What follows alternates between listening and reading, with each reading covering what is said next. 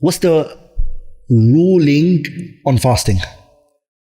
Hukmu Sawm Ramadan. The fasting of Ramadan. What's the ruling regarding that? And why was it called Ramadan? We'll talk about that inshallah ta'ala later. The fasting of Ramadan, the ulama are unanimously agreed upon. There's no difference of opinion on this issue. Ijma'ul Muslimin.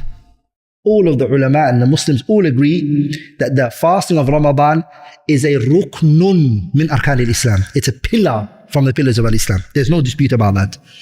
And it's a fardun min furudi al-'idham. That is one of the greatest obligations in our religion.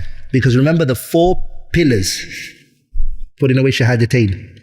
The 4 pillars, which is what? As-sawmu, as-salatu, was-sawmu, was-zakatu, wal-hajj.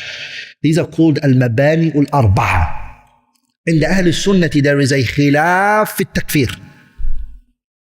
There is a qawl in Ahmad ibn Hanbal rahimahullah ta'ala whether you can make takfir of somebody based on those 4. That's how the level it's reached. And of course, the dispute is very weak for the other 3, it's very strong for the prayer. But there is a discussion on whether the person who leaves the salah is a Muslim. The one who leaves hajj is a Muslim. The one who leaves zakat is a Muslim.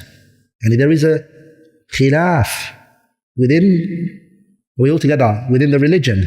Somebody deliberately leaves it, deliberately chooses not to do it. Okay?